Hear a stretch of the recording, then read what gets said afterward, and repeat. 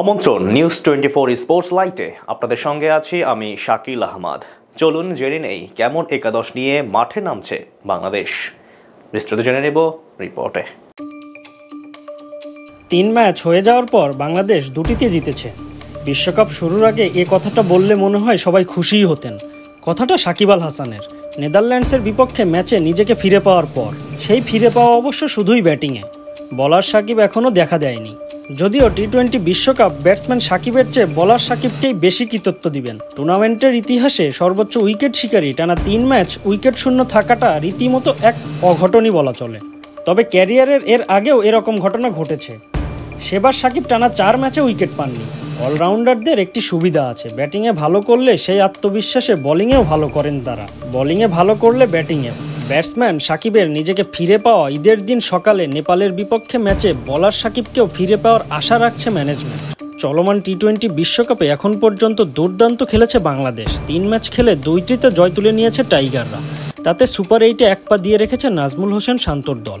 এদিকে আগামীকাল 17 জুন চলমান বিশ্বকাপের গ্রুপ পর্বের শেষ ম্যাচে নেপালের মুখোমুখি হবে বাংলাদেশ। এই ম্যাচে জয় পেলে সুপার 8 নিশ্চিত করবে বাংলাদেশ। নেপালের বিপক্ষে ম্যাচ সামনে রেখে শক্তিশালী একাদশ ঘোষণা করেছে বাংলাদেশের কোচ হাতুরু। কাল বাংলাদেশ সময় ভোর 5:30 নেপালের বিপক্ষে মাঠে নামবে বাংলাদেশ। তবে কেমন হবে টাইগারদের সেরা একাদশ চলুন জেনে নিই। সাম্প্রতিক সময়ে টাইগার ক্রিকেটে সবচেয়ে বেশি খারাপ সময় যাচ্ছে টপ অর্ডারের। বারবার কম্বিনেশন পরিবর্তন করেও কোনো লাভ হয়নি টাইগারদের।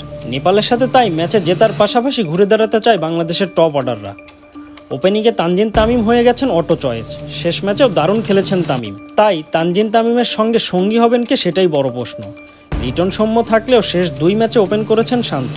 যদিও ব্যর্থ ছিলেন অধিনায়ক শান্ত, এরপরেও তাকেই দেখা যাবে ওপেনিং পজিশনে। 3 নম্বরে ব্যাট হাতে ভালো সময় পার না করলেও উইকেটের পেছনে দারুণ পারফরমেন্স করায় দলে টিকে যাবেন লিটন কুমার দাস।